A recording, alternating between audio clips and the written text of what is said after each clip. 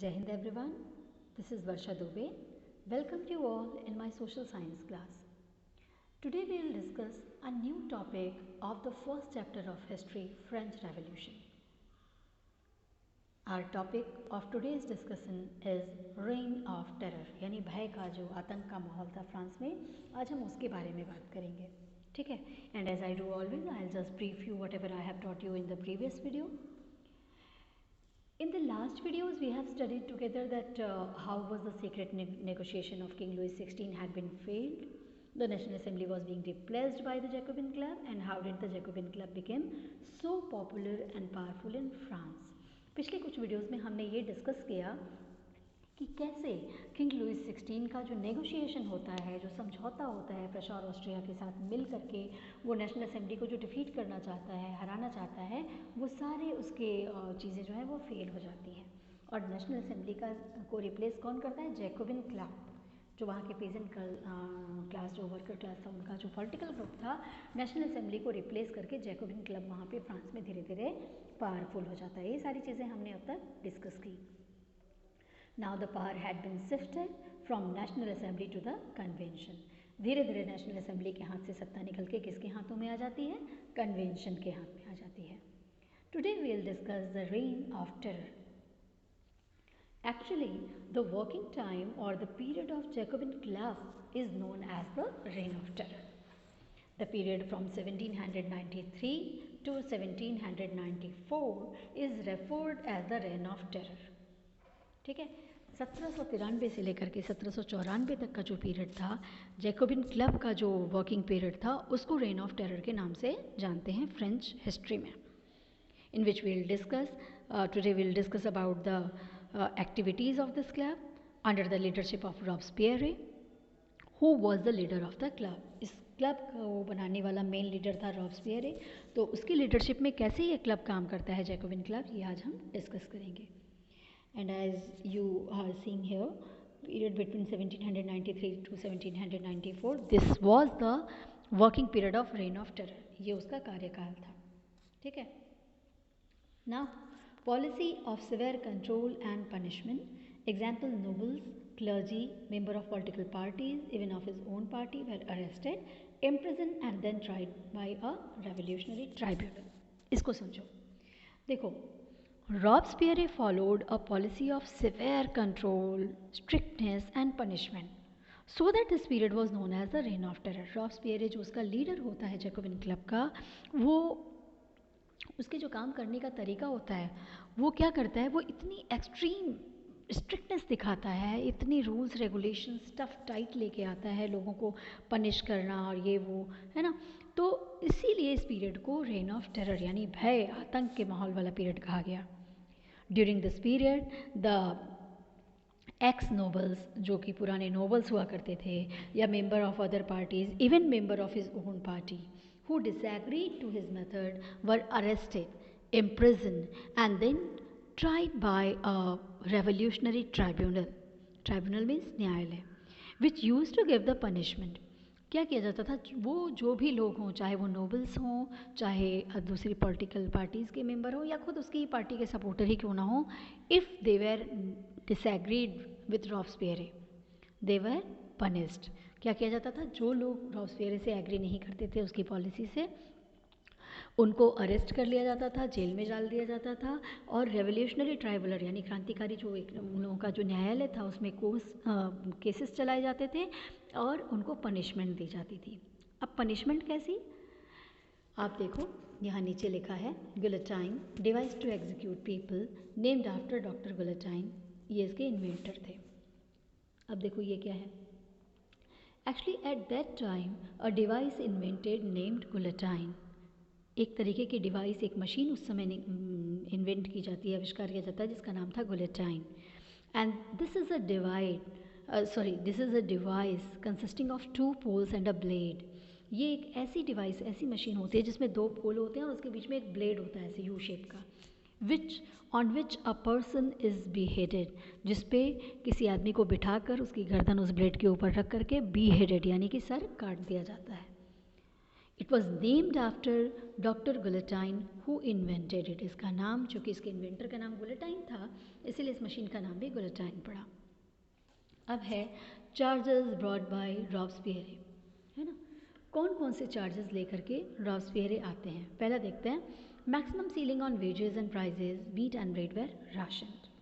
देखो, he passed a law that sets the limit of maximum wages and prices, and all the food items could be sold only from the rationed shop.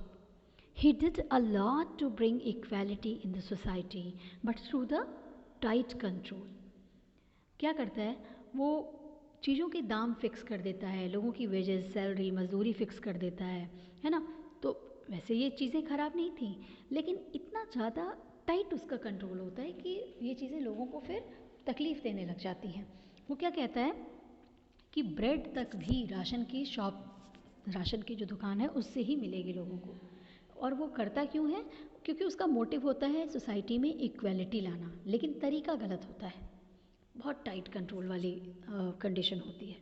फिर है forced selling of food grains, promotion of equality bread. देखो, the peasants were bounded to sell their food grains in urban areas at fixed prices. He banned the good quality of white flour and all the breads were prepared from the same quality of flour. अब देखो उसका तरीका क्या था? किसानों को Compal किया जाता था, किसानों को मजबूर किया जाता था कि आप अपनी फसल को, अपने फूड आइटम्स को केवल और केवल आकर के अपने अनाज को कहाँ बेचोगे? शहर में आकर के जो फिक्स प्राइस है उस पर बेचोगे। और साथ में अच्छी क्वालिटी का जो फ्लोर था उस पर बैन लगा दिया जाता है। क्यों? क्योंकि वो कहता है कि समाज में इक्वलिटी लानी है तो सबको एक बराबर चीज़ें देनी होंगी। तो ब्रेड भी जो बहुत फाइन क्वालिटी का फ्लोर था उससे अब नहीं बनेगा, एक नॉर्मल क्वालिटी के फ्लोर से ही ब्रेड बनेगा जो कि सबको इक्वली डिस्ट्रीब्यूट होगा सोसाइटी में। In this way we saw that strictly equality was imposed on the people. लोगों के ऊपर ज़बरदस्ती चीज़ें थोपी जा रही थी। समानता, जो इक्वलिटी लाने की बात थी, तो वो ज़बरदस्ती लाई जा रही थी। फिर है third point, instead of traditional monsieur, यानी कि सर के लिए ये वर्ड वहाँ यूज़ होता था फ्रांस में, एंड मैडम यानी कि मैडम के लिए क्या वर्ड आता है? सिटीजन। इसको देखो ऐसे समझो, equality was also forced to be practice through forms of speech, है ना। लोगों को उनके बोलने चलने के ढंग में भी इक्वलिटी ज़बरदस्ती कैसे थोपी जा रही थी?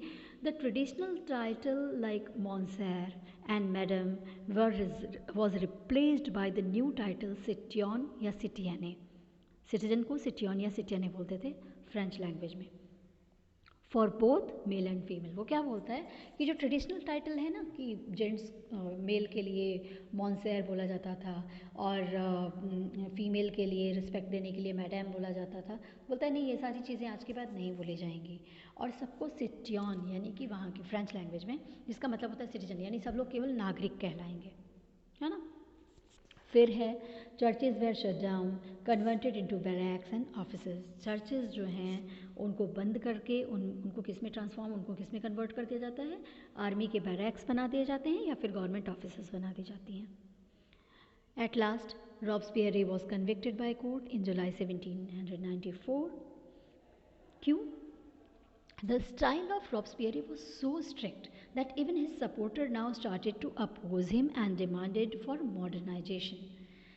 देखो, शुरू में तो उसके सपोर्टर बहुत होते हैं, उसको बड़ा सपोर्ट करते हैं, लेकिन धीरे धीरे उसके काम करने का तरीका रॉब्सपियरे का इतना टाइट होता है, इतना एक्सट्रीम कंट्रोल वाला होता है कि उसके सपोर्टर भी धीरे धीरे उसको अपोज करने लगते हैं और वो कहते हैं कि नहीं, मॉडर्नाइजेशन लाना चाहिए, इतनी किसी भी चीज़ की अति इतनी अच्छी नहीं है। फाइनली ही वॉज कन्विक्टेड, उसको दोषी करार दिया जाता है bye a court in July 1794। 1794 में उसको दोषी करार दिया जाता है।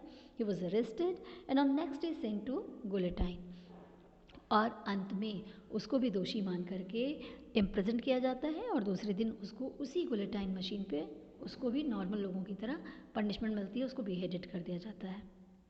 तो मेरे ख्याल से यहाँ तक तो आपको चीज़ें समझ आ गई हैं, ठीक है, आपका सारा कॉन्सेप्ट क्लियर होगा। और आज के लिए हम इतना ही यहीं पे अपने आप को रोकते हैं।